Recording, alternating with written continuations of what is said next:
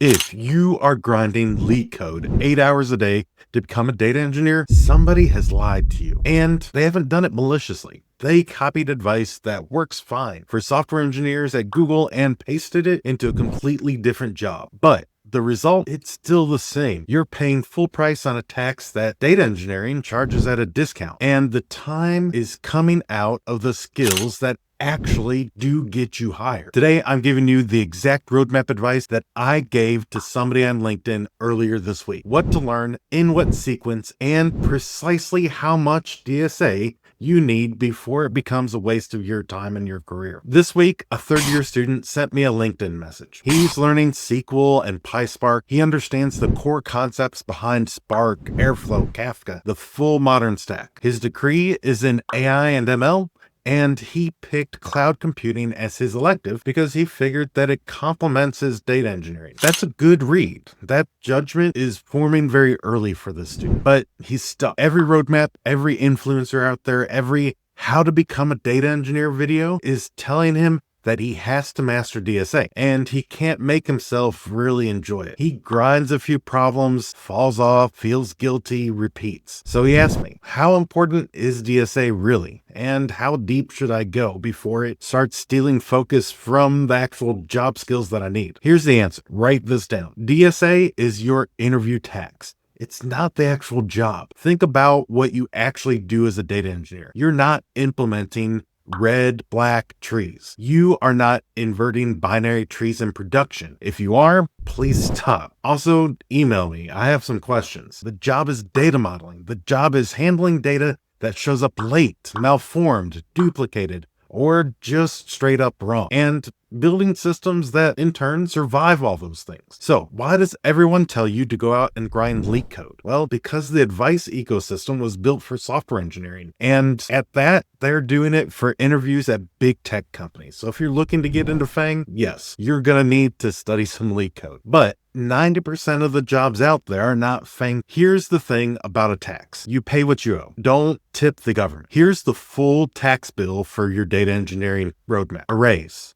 hash maps, strings, basic time and space complexity, mostly so that you understand why a bad join or an exploding shuffle is taking down your cluster. Some easy and medium problems so that the pattern matching is warm for your interviews. That's it. That's weeks of focused work, not a full year. Run the math on the alternative. A year of nightly LeetCode is 300 plus hours shipped end-to-end projects that you chose not to build and chose to do LeetCode instead. Because here's the uncomfortable part. Past a certain point, you're not investing anymore. You're just hiding behind that LeetCode. You're grinding one more problem because it feels like progress. Building a real project risks finding out what you don't know, and it pushes you out of your comfort zone. So quick question. If a hiring manager asks you right now to walk them through a data modeling decision that you made under pressure, could you do it? Could you defend the trade-offs? Could you explain what broke and why you changed things? If you're grinding LeetCode and you can't answer that, you're optimizing for the wrong interview. So if the time doesn't go into DSA, where should it go? Here's the order, and this is what really matters. Step 1, SQL. Until it is boring, until you can read it and speak it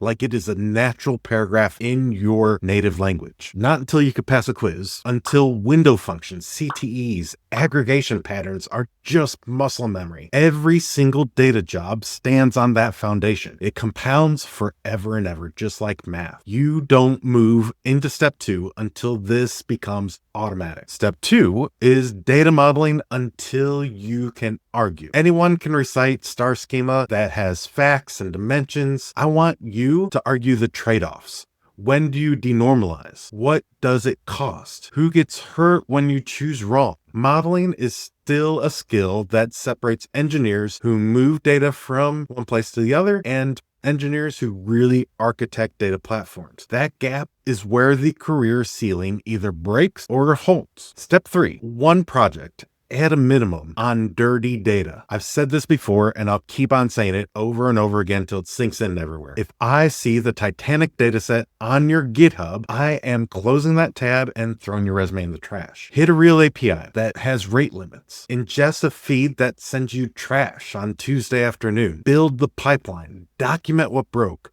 how you fixed it. Then put it all in front of me. Put it on your resume. Let me see that link. Hiring managers don't want proof that you could follow a tutorial. They want proof that you could survive a conflict with reality. There's a significant difference between those two different things. Step 4, pay the interview tax. Now, and only now, do you do the DSA prep. The bill we scoped earlier, nothing more. Time box it. Don't let it expand. You owe this amount. Pay it and then move on. Step 5, apply before you feel ready. Internships, junior roles, all of it. You will never feel ready. And every rejection tells you exactly what the market wants. Rejection is not failure. It is free market research on your current skill gap. Notice what every single step has in common. Every one of them produces real evidence, something that is tangible that you could put in front of a hiring manager and defend. Certificates, they make claims. Evidence actually proves that you could do the work. How many engineers do you think show up to an interview with a real project built on messy production grade data? How many can defend a modeling decision that they made when the requirements changed mid-build on a Friday afternoon? And how many have actually failed a pipeline in a real environment and fixed it and can explain how they fixed it? That is your competitive gap, not your LeetCode score. Here's what I